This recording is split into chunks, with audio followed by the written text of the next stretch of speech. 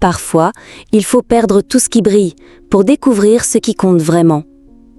La pluie tombait doucement, presque en chuchotant, sur le toit de l'immense demeure de Victor, un palais de verre et de marbre qui dominait toute la ville comme une forteresse de luxe. Debout près d'une baie vitrée, les mains jointes derrière le dos, il suivait du regard les gouttes qui glissaient lentement le long de la vitre, perdu dans un océan de pensées sombres. Victor n'était pas seulement riche, il était une légende vivante, un multimillionnaire respecté, à la tête d'un empire aux tentacules innombrables, propriétaire de flottes de voitures rutilantes, de villas somptueuses et de résidences de rêve. Mais malgré cette fortune colossale, une ombre froide et persistante pesait sur son cœur. Dans sa propre maison, il se sentait comme un étranger. Sa femme, Clara, n'avait pour lui qu'un sourire mécanique, et seulement lorsqu'un chèque ou un bijou scintillant apparaissait entre ses mains. Sa fille, Léa, passait ses journées à exhiber sacs de luxe et robes hors de prix sur les réseaux sociaux, ne vivant que pour ses followers et les likes.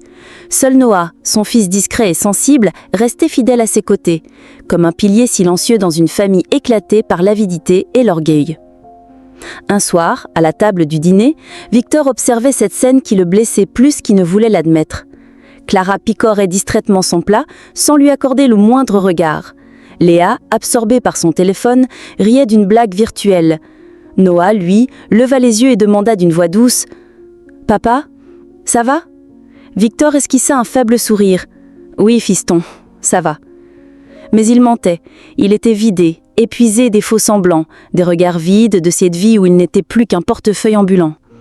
Cette nuit-là, alors que la maison s'enfonçait dans le silence, Victor prit une décision radicale. Il décrocha son téléphone et appela James, son fidèle assistant. « James, écoute-moi bien. Transfère tout l'argent sur mon compte privé, mets les entreprises en pause et annonce que je prends un congé indéfini. Et surtout, personne ne doit savoir que je suis encore riche. » James, abasourdi, balbuta. « Monsieur, vous êtes sûr ?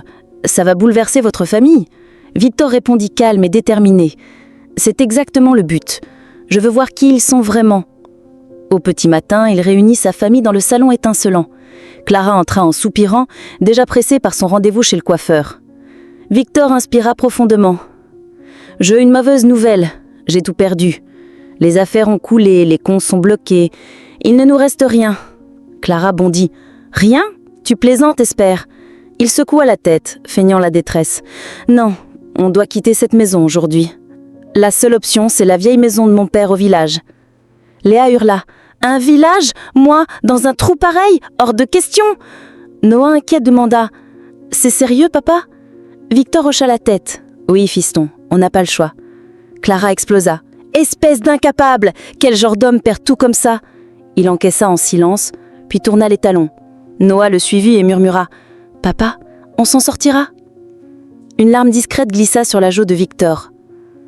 Ce soir, ils entassèrent quelques affaires dans des sacs.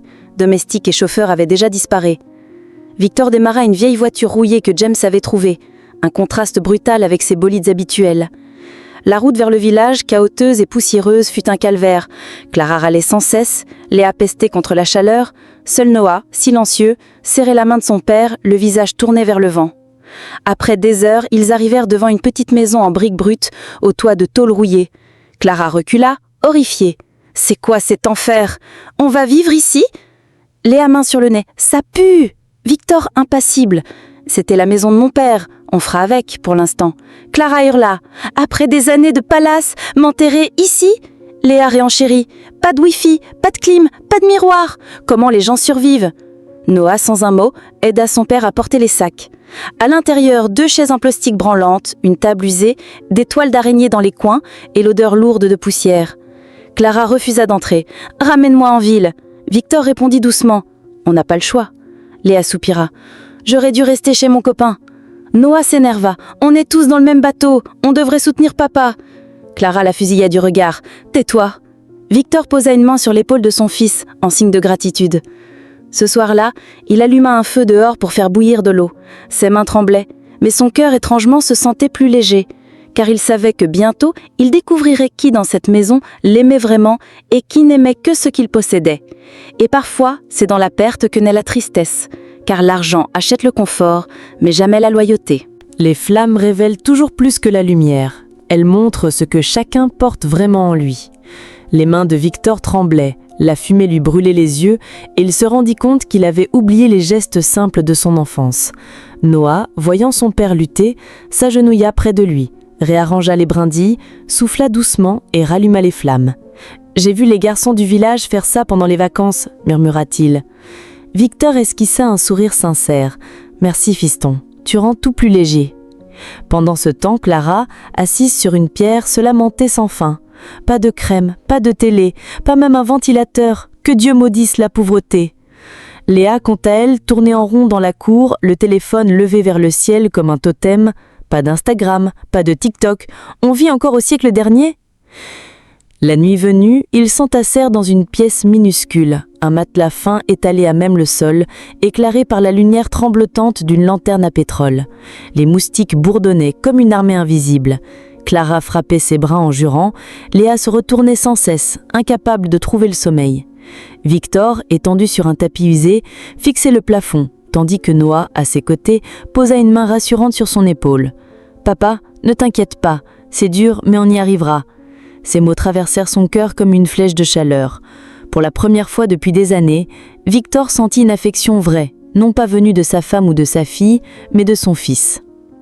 À l'aube, le chant strident du coq tira Clara d'un sommeil agité. « Quelle bestiole de malheur hurle comme ça !» grogna-t-elle. Victor se leva, s'étira et lança calmement. « C'est le matin, on commence notre nouvelle vie. » Léa sortit, débraillée, la perruque en travers, les bras constellés de piqûres. « Je ne peux pas continuer, je tombe malade. » Ignorant leurs plaintes, Victor saisit deux houes. « Si on veut manger, il faut cultiver. » Clara éclata de rire. « Cultiver? Moi, dans un champ? Jamais !»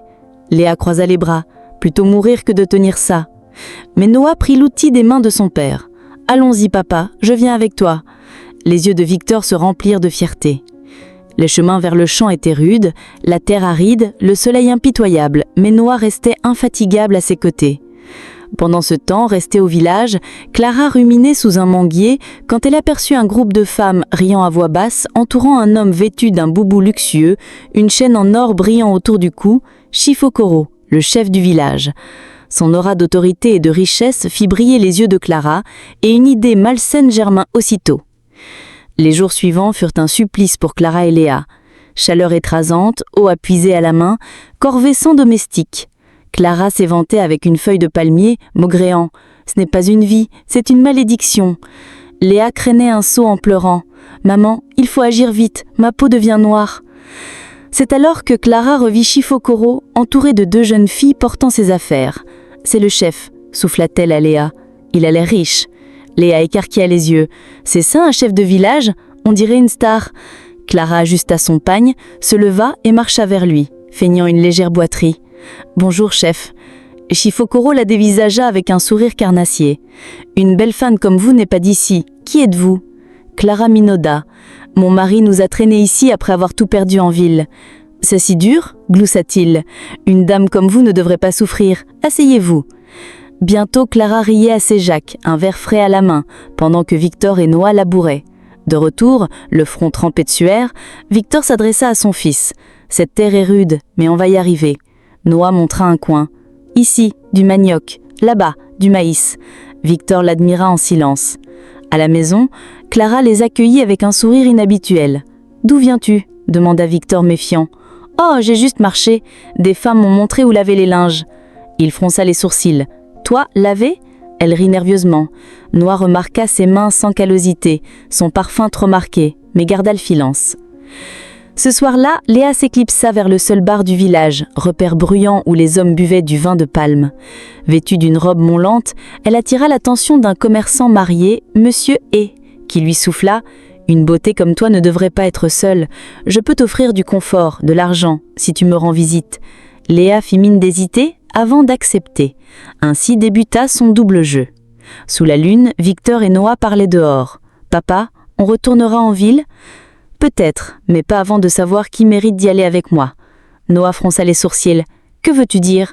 Victor soupira. « Tu comprendras bientôt. » Chaque matin devenait un supplice pour Clara, mais ses absences se firent plus fréquentes.